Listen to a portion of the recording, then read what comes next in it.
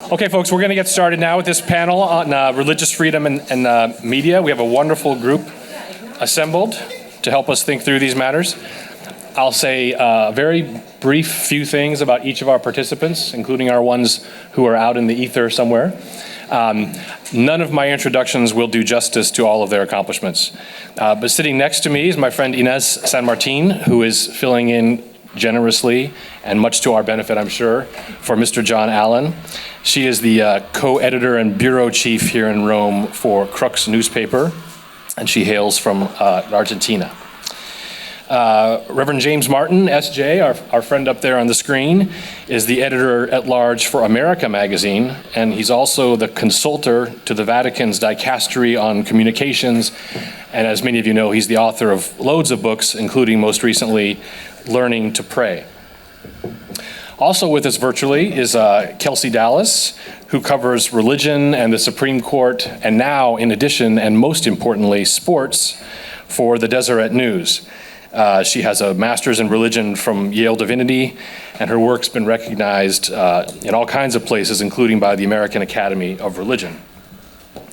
And then last but certainly not least, Eric Rossbach is the vice president and general counsel at the Beckett Fund for Religious Liberty, where he's been a part of their, and a crucial part, I should add, of their many, many, many Supreme Court wins. He speaks and writes regularly about church-state topics, and he holds a degree from some place called Harvard Law School. In keeping with the natural law, we'll go alphabetically, which, although I haven't told her this, means that Kelsey's going to go first. So, Kelsey, thank you for being, quote-unquote, here. Thank you so much for having me. Can you hear me all right?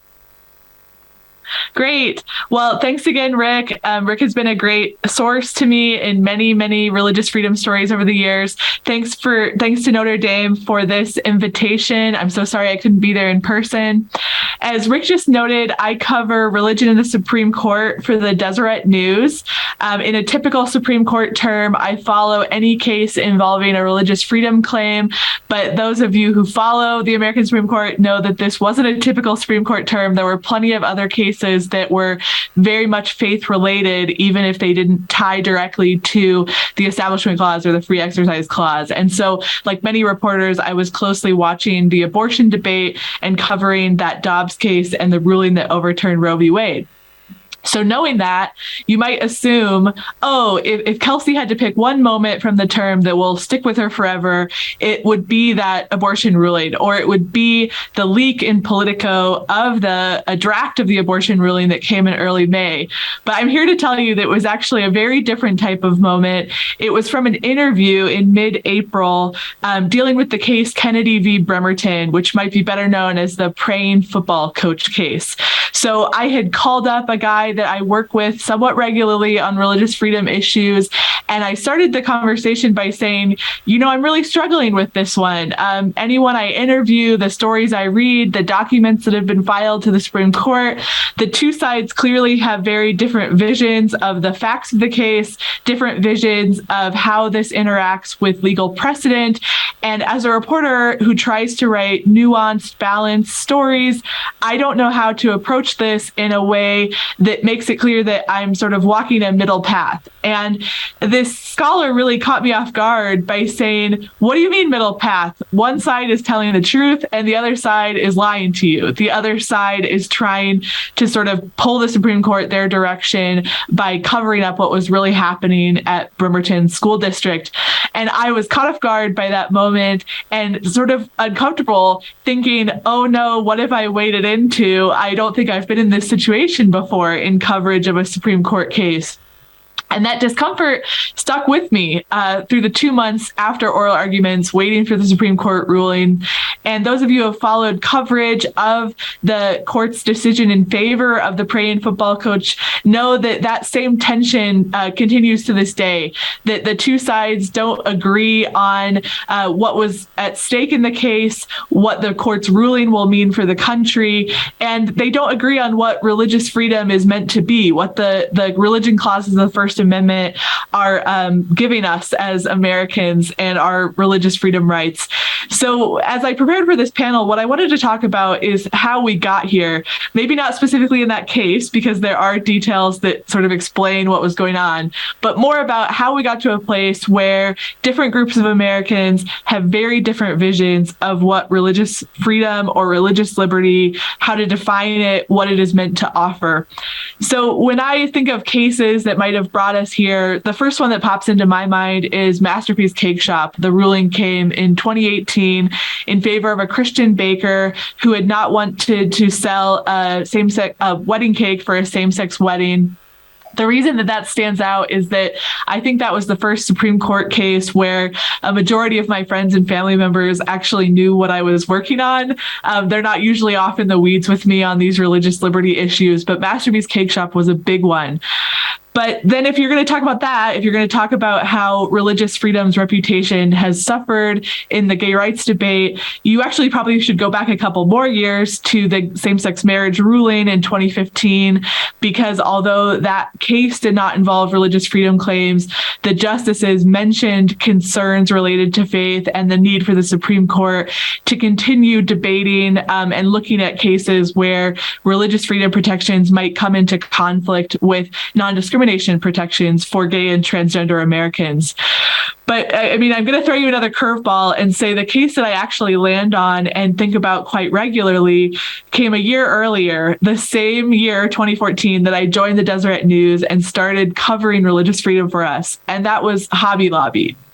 So for those of you maybe struggling to remember the details, Hobby Lobby was one of many battles over the Affordable Care Act's birth control mandate, also known as the contraception or contraceptive mandate. It was the health law, the portion of the health law saying that most companies had to cover birth control in employee health plans. And there were debates about sort of the rights of churches, the rights of faith-based nonprofits, but Hobby Lobby was a closely held for-profit corporation. So the Hobby Lobby case specifically looked at the scope of the Federal Religious Freedom Restoration Act and whether certain companies could enjoy religious freedom protections. The court said yes. The court ruled in favor of Hobby Lobby. The company was able to access the same accommodation available to nonprofits. And when I wrote a story looking at the legacy of that case in 2019, so it was sort of 5 years on, what we know now about Hobby Lobby's impact on the country, what emerged was the legal scholars that are more conservative, that are more liberal, who didn't agree on whether what the court did was correct, did agree that that was really a turning point in the debate over religious freedom, that the ruling freaked out many liberals who suddenly felt like, oh no, religious freedom is getting too powerful. One legal scholar even said that it was a red flag, making it seem as if religious freedom was becoming a weapon to be used against other rights instead of an important right on its own. So what does that mean for us today, thinking about sort of the ongoing legacy of Hobby Lobby and what it means to be a reporter grappling with that legacy? Well, I referenced one important takeaway already, which is that when you interview people on different sides of a court case, different sides of a general debate, they are not only having a different idea about why the debate matters, they have a different definition of religious freedom. And so I'll go into an interview and one person will say, oh my goodness, the court will be insulting religious freedom, trampling religious freedom if they rule with this person. And then I'll do my next interview a half an hour later, and the person will say the exact opposite. If they don't rule with this person, it will be an insult to religious freedom. And as a reporter, it's very difficult to grapple with that. And so what I've had to lean on is, well, maybe I shouldn't use religious liberty or religious freedom, that specific phrase, and just talk in more detail about what's actually happening and what individual actors are specifically worried about. The other thing is that comment about how Hobby Lobby raised a red flag for some.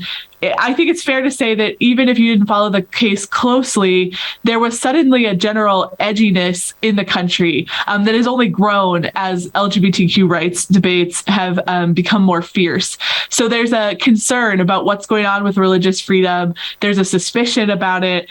And what that means is that it opens doors for reporters and news organizations to write headlines that really lean into that anxiety, lean into that edginess. And that's how you get your audience, because you're grabbing their attention by raising their blood pressure.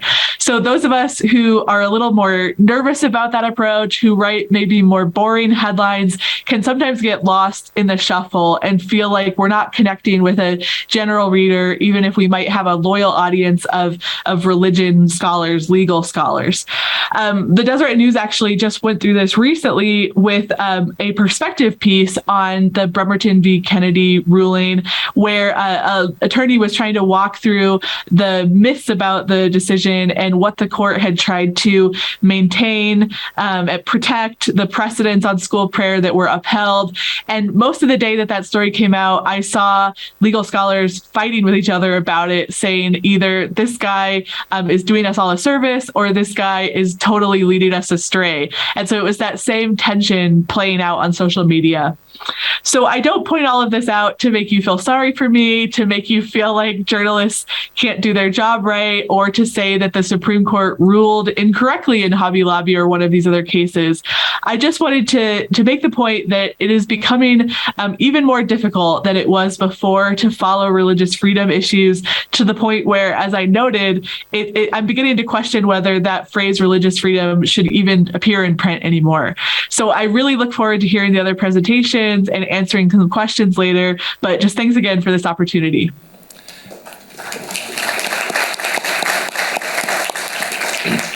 Kelsey, thank you so much, and thank you also for your informatively boring headlines, which I always appreciate. And next up, we have Reverend Father Jim Martin. And I'm afraid he's muted. Yeah. You would think I would know that by now. Thanks very much. I'm very honored to be here among this group. First of all, I want to say I'm not an expert in this topic, and that is not false humility. That is true. So I'll offer what I can from my own experience as a Jesuit priest and as someone who tries to defend religious liberty as a conscience matter, and someone who has, since entering the Jesuits 30 years ago, ministered to people on the margins, the sick, the poor, the homeless, the inmate, the gang member, the refugee, and most recently, the LGBTQ person. I've been asked to talk about the use and utility of media, public advocacy, and civil discourse as ways to raise awareness and prompt conversations on the topic of religious freedom. So let's start with the use and utility of media. As we know, it's a two-edged sword. So let's look at the good edge of the sword about social media. How many people would know about the persecution of Catholics and other Christians in Nigeria without social media? How many would know about the persecution of the Uyghur people in China without social media? Far fewer, I would suggest. 30 or even 20 years ago, those stories would have been filtered through the mainstream media, which, while doing their best, would not have been able to highlight them as much as they might have liked. Social media can inform people about stories that might not have found space on the front pages before. Threats to religious liberty in Saudi Arabia, Nigeria, China, and Iran.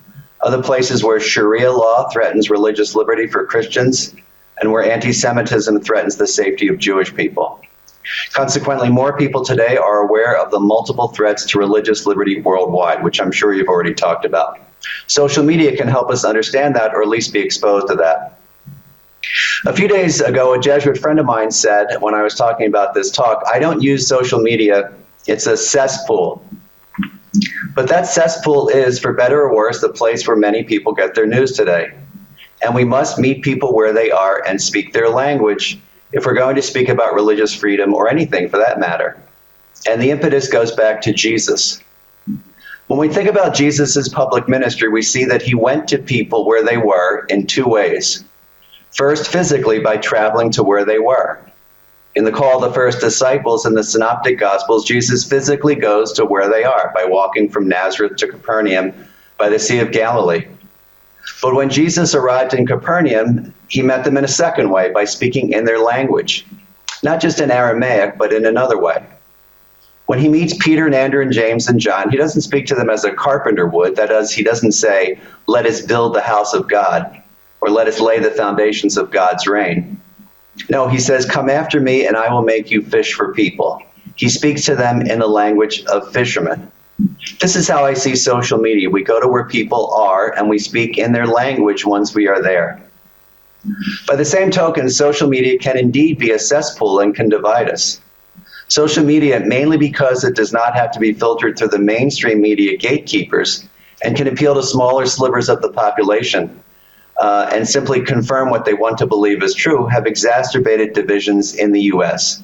and have hardened us into two sides, which is a terrible way for any Christian to put it, but which is sadly accurate.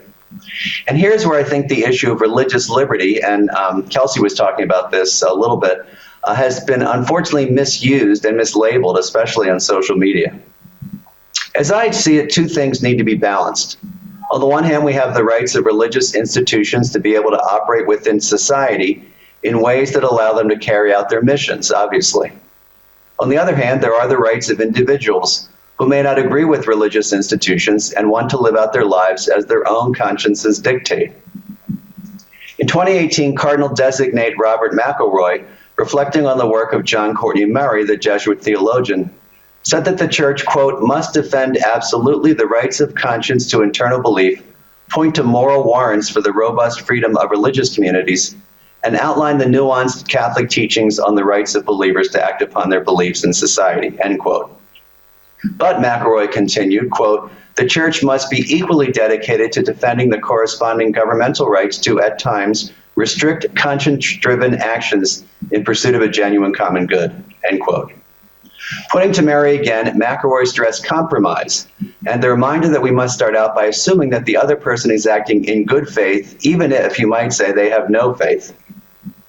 And this is something that is lacking in the US and other places. We move almost instantly into ad hominem attacks without even listening to the other person, much less the other side. To that point, in the past few years in the US, religious liberty on social media often means less that we defend the rights of people who are unable to worship as they would choose, that is, not being able to practice your religion without fear of government reprisal. Instead, religious liberty often means that your side needs to be protected from things you won't tolerate, don't agree with, or sometimes just don't like. In my own ministry, I often see religious liberty, especially in social media, invoked mainly against LGBTQ people. Usually when I see a posting, it's not about someone who can't worship or lacks religious freedom of the kind that John Courtney Murray or Dignitatis Humanae talked about, but rather is opposed to same-sex marriage, or as my LGBTQ friends always remind me it should now be called, marriage. This is not an argument for or against same-sex marriage, rather a reminder of how the divisions in our country, especially on social media, have hardened us into using even something like religious liberty as a divider rather than as a uniter. That brings us to public advocacy. One thing I think that should challenge us in our advocacy for religious freedom, which should be strong, is again, how the advocacy of many, at least American Catholic voices on that topic, focus less on our duty to advocate in favor of people who are truly unable to worship and are often at risk of their lives, but to advocate against the civil liberties of LGBTQ people. Now, it's obviously important for people to be able to follow their consciences. A Catholic doctor or nurse who is opposed to abortion should never be forced to assist on one. By the same token, people's focus on what is an affront to their religion these days has ended up on social media, focused mainly on LGBTQ issues. What do I mean by that? Well, at least in the US, Catholics don't usually refuse to serve, to take the case of the baker, nor should they refuse to serve non-Catholics or non-Christians, which could be taken as a threat to their beliefs. If a customer came into a bakery and ordered a cake to mark a non-Catholic or non-Christian religious ceremony or occasion, say the ordination of a Protestant minister, the end of Ramadan, or a bar mitzvah, I doubt that many Catholic bakers would refuse them, even though members of these religious groups could be seen as not supporting or even opposing certain Catholic beliefs, papal authority, the Trinity, the Incarnation. Again, nor should they refuse to serve these people. Refusal on the grounds of religious liberty would be rightly condemned as discriminatory.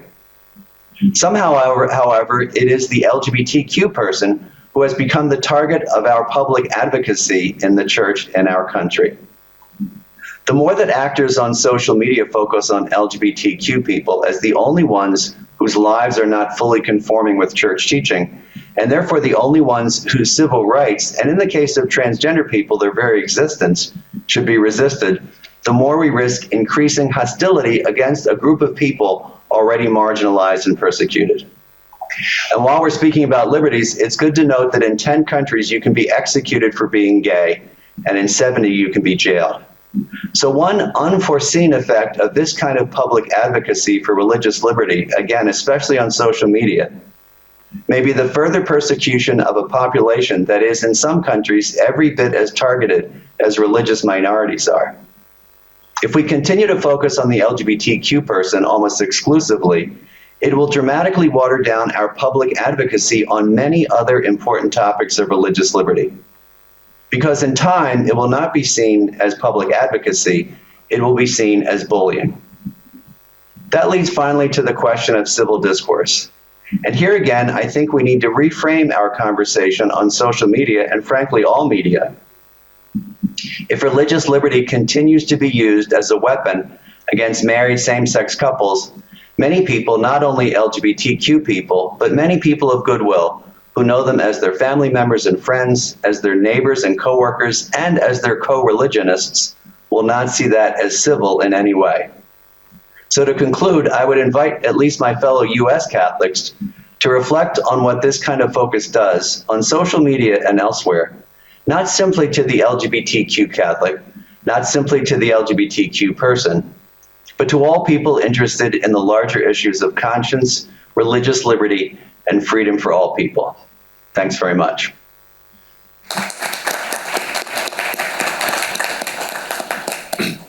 Thank you, Father. Next up, Eric Rossbach. Okay.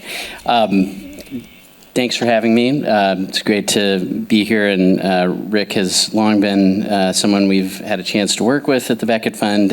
He's a frequent writer of and signer of amicus briefs in important cases concerning religious liberty in the United States.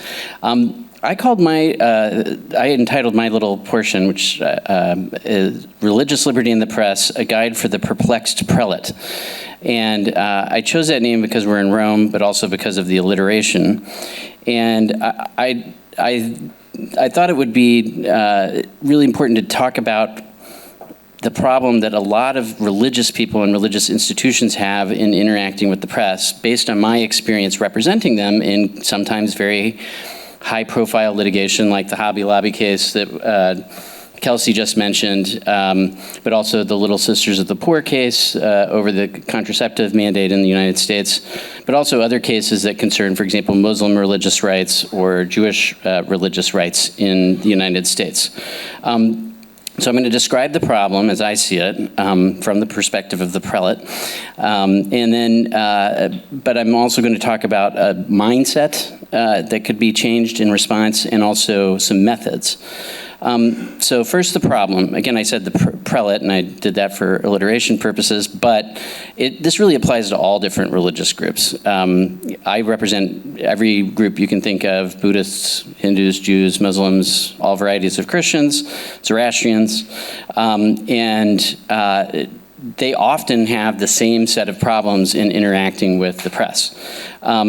So I'll just sort of run through those very quickly. And I would say, just as a result, very few of them do it well. One is that this is not in their skill set. There's not most seminaries do not have a press relations course that you have to pass to, become a priest or a pastor or a rabbi. So they don't really know anything about it. Second, they really don't like doing it. This is not what they went into ministry to do from their point of view. Often they think, why am I doing this? I don't really like this. Third, they often can't deal with the time frame of press operations. The press operates on very quick news cycles. And, many religious institutions like to think of themselves as thinking in decades or even centuries, and therefore they're not really attuned to the news cycle. And and then particularly with respect to religious liberty, it's hard to explain. By definition, in religious liberty cases, there's some practice that is either unpopular or disapproved of by the government, or is unfamiliar often. So if you have any religious minority group, and in the United States, most religious groups are minorities. Although we are sort of majority Christian, I promise you, most Christian denominations think of themselves as a minority because no one knows their specific religious beliefs. So it's very different than the situation, say, here in Italy, where there's one denomination that is the main denomination that you mean when you're talking about the church.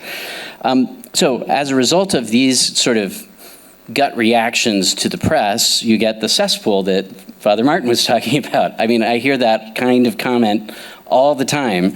And Father Martin is a great exemplar of someone who actually is not reacting with fear and loathing to social media, but trying to engage with it. And but I think that the fear and loathing, confusion, not knowing what to do, and the just outright hostility is something that happens in a lot of religious institutions. People don't want to deal with the press and the media. So this is kind of a multifaceted problem. So what's to be done about it? So to my mind, there's two main things. One is a change in mindset, and then one is use of a few methods. And I didn't see what time I started, so tell me when I start getting off my rocker here, timing-wise, Rick. The first one is the mindset. The first thing is, and I would put that into three parts. First, religious actors have to make peace with the facts that they are newsmakers and news distributors. In some sense, they are part of the press. If you tell that to a religious person or a clergy member, they will say, "What?" But they really are. And they are telling a narrative. They're creating a narrative. They're telling it, and they're spreading it. Worldwide, often. And indeed, in the Christian tradition, the core message of the church is often referred to as the good news, right? The evangelion, right? So that's. But they don't tend to think of themselves as newsmakers or newsbreakers or news distributors. The second mindset change is with respect to members of the press. So contrary to what many religious institutions and including some of my clients believe, members of the press are people. They are real people with real jobs that they are trying to do. Yes, they really are real people. Yeah. You'd be surprised what people say. They think of it as a sort of, the Borg out there or something. So the first thing to do is demonstrate a little bit of sympathy and empathy for what the reporters are trying to do. They're usually under severe time constraints from their editors. Responding slowly is the same as not responding at all.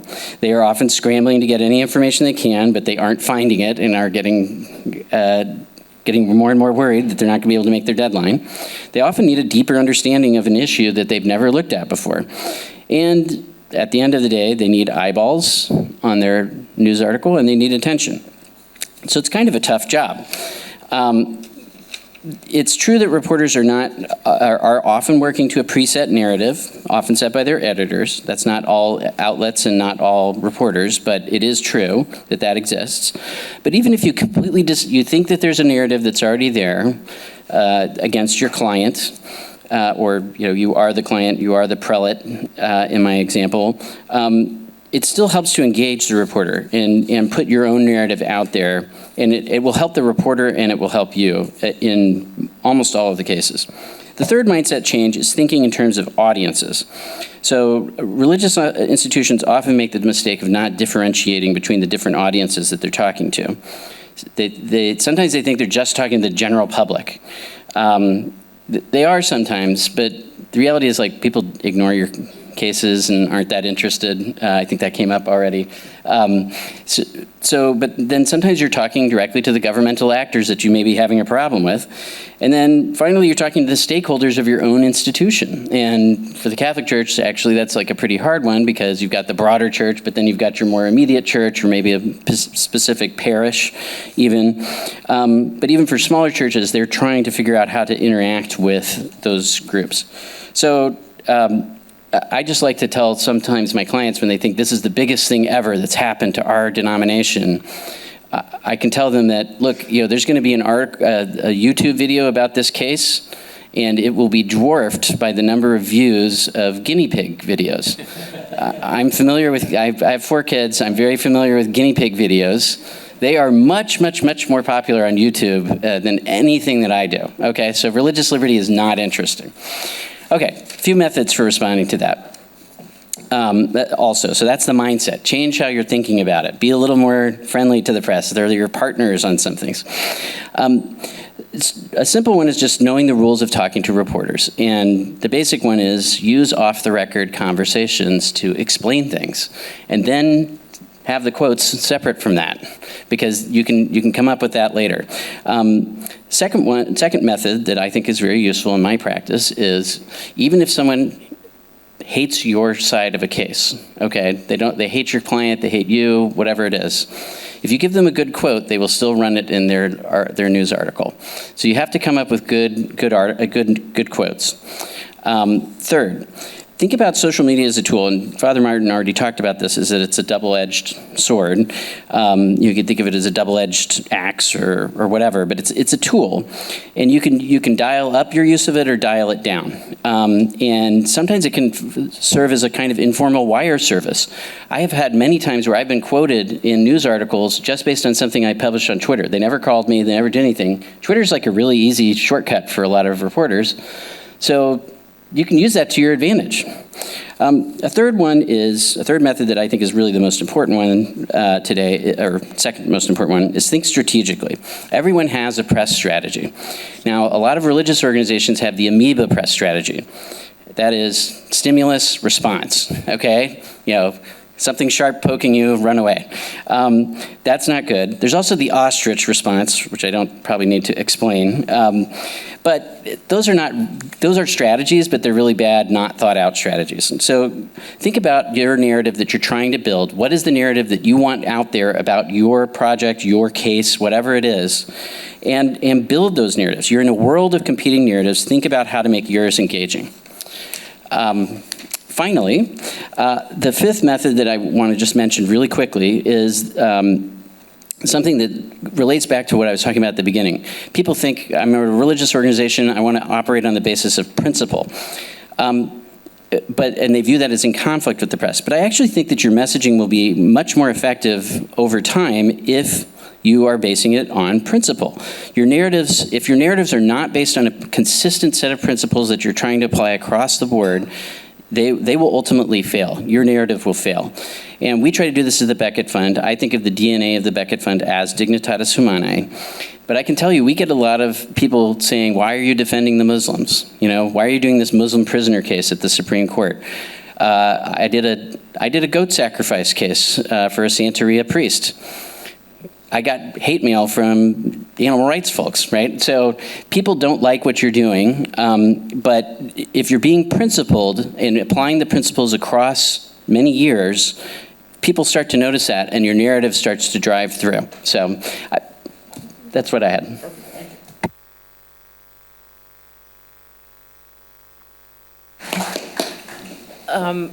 First of all, I want to, it's obvious, address the obvious fact that I am not John Allen, and I want to apologize for that, because it's basically having a good plate of mac and cheese replace cacio e pepe. It can't be done. However, I've been asked to step in because he's currently ill, and I am more than happy to oblige.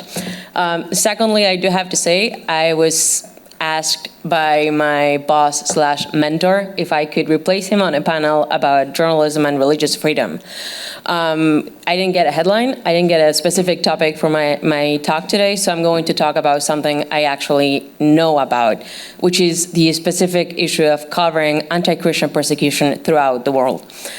We have heard a lot of the key debates on religious freedom and religious liberty in the United States, talking about the Supreme Court and different cases on the Supreme Court, and talking about the civil liberties of LGBTQ community. But I would like to focus on the fact that for the past 9 years, I've had the honor of traveling the world to interview to get to know and to tell the stories of hundreds, if not thousands of Christians who were physically hurt because of their faith. I know this is a reality in basically every religious group in the world, but I do think it's better for journalists to focus on what they know about. So I am going to focus on Christianity, not because this is not a reality for Muslims. We've seen it in China, we've seen it in Myanmar with the Uyghurs and the Rohingyas, and we see it with different religious groups in different parts of the world. But again, I cannot insist enough on the importance of journalists focusing on what we know, which is something we rarely have the opportunity to do because most of us are asked to be people who know very little about absolutely everything. I am honored to work for a news outlet that specializes on the Catholic Church, so I get to claim there's a few things as a journalist I actually know about. The way I said, anti-Christian persecution today is divided, I would say, in two different problems, I guess, or two different categories. I'm sorry, English is my second language, so I will sometimes ponder on what word I want to use. So on the one hand, you have people in 120 countries around the world, and I did say 120 countries around the world, who are actively persecuted because they believe in Christ. Odds are, if you go to Mass in Pakistan, you're not going to come back. If you go to Mass on Easter Sunday in Sri Lanka, you're not going to come back. If you're a Catholic priest in Nigeria who's driving for 50 miles to go from one parish to another parish within your own diocese, you're not going to come back. You're either going to get killed or kidnapped and held for ransom by different groups who hate you because you're a Christian, because you're a priest, and because you represent what a lot of people in Nigeria think is what's gone wrong in its country, which is foreign interference, which is ironic because we all know Christianity actually got to Nigeria before Islam did, but it doesn't matter. Nigeria is not going well, so we're going to blame Christianity for it because it's a foreign agent. And on the other hand, we're seeing what I think is a very troubling trend of a rising wave of anti-Christian persecution, or more specifically, of priests and members of the clergy. I'm talking pastors, I'm talking ministers, and I'm also talking missionary lay families of any Christian denomination who are getting killed because they are perceived as a threat by organized crime. And this might seem like an odd thing to bring up, but I don't know how many of you know the fact that the two most dangerous countries in the world to be a Catholic priest are not in the Middle East and they're not in Southern Asia, they're in Latin America, which is today home for 40% of the Catholics around the world. Mexico and Colombia are the two most dangerous countries to be a Catholic priest or any sort of Christian minister. And this has been the case for the past 30 years. The reason, it's very simple. For organized crimes, drug traffickers, and drug lords, a Catholic priest or a Christian pastor are the last barrier between their crimes and the people they're trying to either bring along into their criminal family or who they want to become their customers and their clients in their drug trade. This is something rarely discussed, and I wanted to bring it up to your attention. I know a lot of you are scholars, and a lot of you spend your time trying to understand what is happening to religious freedom around the world, and this is definitely an issue that I would like to see a lot of attention being brought at. I do have a lot of notes and a lot of random thoughts that I would share with you, but I do think that just on the one hand, expressing those two issues, those two main concerns, is a good wake-up call. And then I would like to move on to my own personal experience. I said I spent the last 9 years traveling the world, getting to know people who have been hurt by it.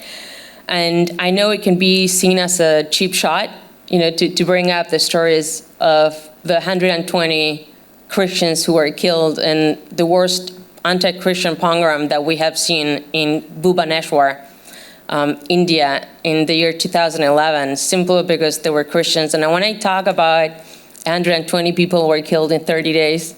I'm not talking about being shot at. I'm talking about a man who was murdered in front of his wife and children by having his stomach open, his guts taken out, worn as a badge of honor, set ablaze. The wife fled, hid in the forest for a month, and by the time she was able to go back to try to find her husband's remains, there was nothing left. And when she went to the police to bring up the allegation and say, my husband was murdered by this person from this village for this reason, the police told her, well, there are no ashes, there is no evidence of your husband actually being killed, and since he doesn't have a birth certificate because he's too poor to have one, there's no evidence of you ever being married to this man. And this is, when I get to cover anti-Christian persecution, to me, this is what I have in my head. And the frustration element of my job is the fact that I know these stories, and I've had the honor of sitting down with these people and tell those stories. But every time I try to raise awareness to what's happening outside of the comfortable West, the issue of religious freedom is reduced, and I do want to be very visual on the reduced element of it, to the, contraception mandates. And, yes, it's very important, and it's a civil rights, and it's an issue that has to be discussed and debated, and that's what the Supreme Court in the United States is for. It's very frustrating to know that for liberals in the United States, when we try to raise awareness of Christians getting killed around the world, we're being told that, well, that's not A, not an issue, or B, it's the Christian, we don't care, because the only reason why you're trying to advance your topic is because, you hate women's rights. For instance, I've been told that many times. And on the other side, and I have to say this, on the right or the conservative side, within the American ideological divide, the issue is reduced that, well, that's too foreign, that's too far away, and that's not really our problem. No one here is getting killed because they're Christians, but they're having their rights trampled on. And I understand that argument, but I also understand that if we're talking about being pro-life, we're talking about every life being worth it and every life mattering, we have to speak up. We have to document, speak up, but also act on the fact that Christians, but also, I'm going to go back to this, a lot of religious groups around the world are being killed because the right to believe, which is a fundamental human right, is not allowed, is banned, is considered a threat by dictatorial governments, including in Nicaragua, which is a Christian government that thinks it's okay to shoot at bishops. I'm going to close it there with 1 minute left. I hope something of that was useful.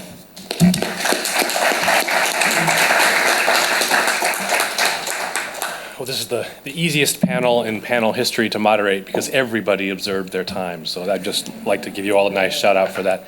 I know we have a hard stop with the cultural experience coming up, but we have time for questions. So is there a microphone that is going around, or do people just yell? Just doesn't matter, just yell, and I can repeat the question to Father Martin or to Kelsey if they can't hear. Yes, sir.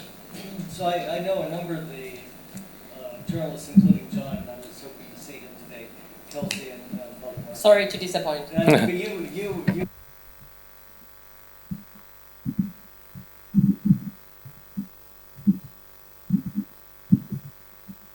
So my question, I don't know if Kelsey, could you hear me, what I was saying? Okay. No, but I just now started hearing you. Okay, sorry about that. I was giving good shout outs to all of you guys. So my question is, I'm with the Religious Freedom Business Foundation, and we've been highlighting the positive stories. So for instance, Google now has an inner belief network that 10,000 or more Googlers belong to. And they've raised awareness globally within Google about issues related to the Uyghurs in China. And that doesn't make any news, but it makes news if somebody at Google does something negative on religion, but positive news about positive developments doesn't make it. So like with Father Martin, I think I did a study showing that as religious freedom increases in countries of the world, respect for LGBTQ people's rights increase. Those two work in tandem. So those are just two examples of, that's both interesting, right? And it's good news, but as someone else in an earlier panel said, if it bleeds, it leads. So is there some way in the media to have, what do we need to do to get the good news out there? I'm just going to use the moderator's privilege and direct that to you, Kelsey. What do you think? Yeah, I was thinking I could have given a 10-minute presentation just about how shifts in the journalistic industry help explain some of the challenges I was describing, that there are fewer religion journalists, there is more incentive to write all sorts of crazy headlines in order to grab page views. But what Brian described is fair, that it's difficult to see coverage of more positive stories because there are just fewer reporters in the room doing the work, and it seems like the positive stories are the ones that fall off of the to-do list first, that we really zoom in on the controversy, and that's what takes up most of our time as journalists. I would like to share a little bit of optimism, which is that I think that the last 2 years of the COVID-19 pandemic has shaken a lot of people, a lot of journalists to their soul, and made them question sort of, how am I spending my time at work? How am I spending my time at home? How can I be a more positive force in the world? And there was a really beautiful column, I believe in the Washington Post, by a journalist who said, here's what I learned when I stopped reading the news. And it was talking about being burnt out with journalism, even as a journalist. And she was saying, we need to provide reasons for hope. We need to do solutions journalism where we emphasize people who are doing good in the world. And I might be naive, but I think that more people are interested in that approach who are in my profession. And I know that I am committed to that as well. That's for every sort of horrifying story I'm telling, I would love to find a way to infuse some hope and joy into the world. Thanks, Kelsey. Can I add to that? Sure. Sorry. I agree with everything she said, to the point that I actually don't consume the news. As someone who produces them, I try to stay away from it as much as possible. I would give you 2 pieces of advice. One, if there's good news that you want to get out, don't send out a statement. Yeah, press releases are awesome. I get 150 of them a day. It's very hard for you to get my attention by simply saying something great happened. Give me a phone call. Actually, send me a WhatsApp message. Put me on the spot as to, okay, this has happened. Would you be interested? I'm going to give you someone you can talk to. B, it's very important to take into consideration that journalism is not a cheap profession, and it's not a cheap thing to do. And it's true. If it bleeds, it leads, and it gets readers. Readers give us advertising revenue. If there's no advertising revenue, I need to make up for it in some other way. So today, most newspapers offer the possibility for readers to donate. Even if you're not subscribing to it, you can still help fund the journalism you want. And we know which days we get more funding. And we know which days what stories draw 100 people to say, you know what, I want to donate to what these people are doing. And it's very, very important to, as consumers of the news, take into account that what other people are doing is not free. And we get it for free online, but it'd be very positive for us journalists who actually want to focus on the good to be able to do it if we know that at the end of the month, we're actually going to make payroll. Yep. Yes, sir.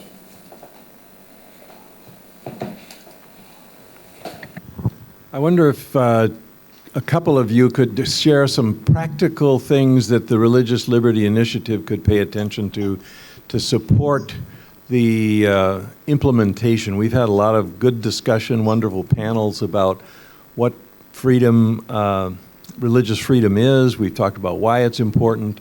This one is particularly useful because it's talking about, well, what do you do about it? Because the how of standing up for this, I think, is still a little bit thin. And so I'm wondering what the RLI can do in terms of training or modules or recorded elements like your messaging here. You know, nitty-gritty practical things of what we could have in the our toolkits to share with others to advocate. I mean, Eric, you addressed that a little bit in your remarks, but you want to build on that at all? And then I'd like to get Father Jim on this too.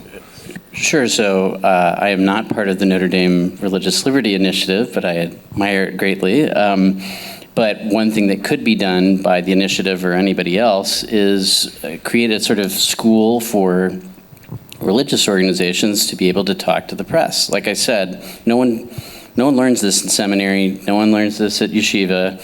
And having something that's open to different groups and saying, look, this is how you can talk about things, and just even basic rules like what is the difference between off the record and on background, things like that. Those are things that most religious institutions have no idea about. We media, any of our cases where we have media, not all of our cases do, we media train our clients because they may end up talking to a reporter or go to a press conference even, and we need them to be able to know how to talk to the press. So that's one thing that I do think is a gap that's missing in the initiative, or somebody else could do something about that.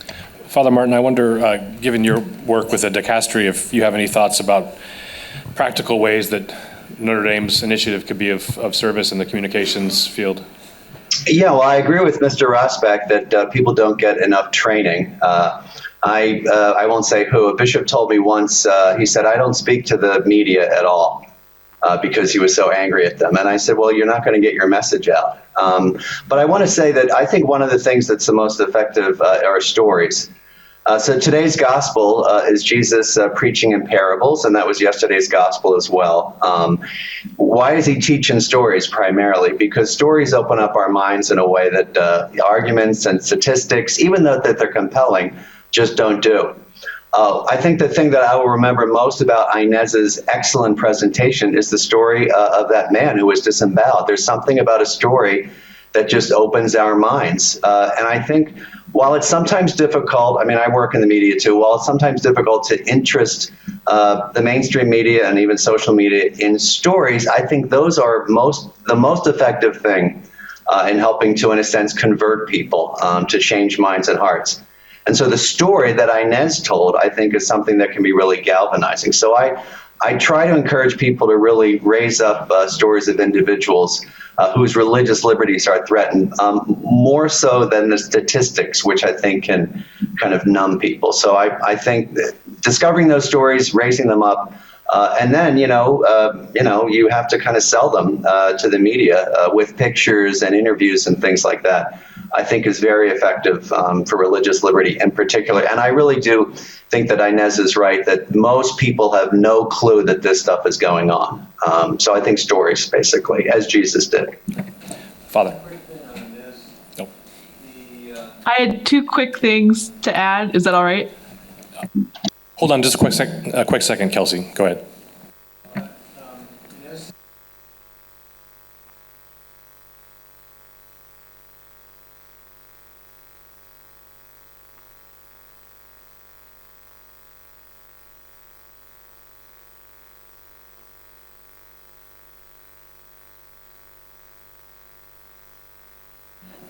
Yes, but it's not that hard to get the contact of a journalist, to be honest.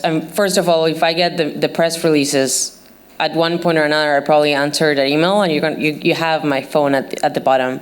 You can track us on social media. And my 1 cent add to this is, I love telling stories like the one I shared. I don't think of a single journalist who, when offered a trip to cover real human stories, is going to say no. I remember I spent 2 weeks in Iraq, and a lot of the people I spoke with told me Emma Green from The Atlantic was here a month ago. So, that's secular, and that's big, and that's mainstream, and we're all interested. Kelsey, go ahead. I'm sorry.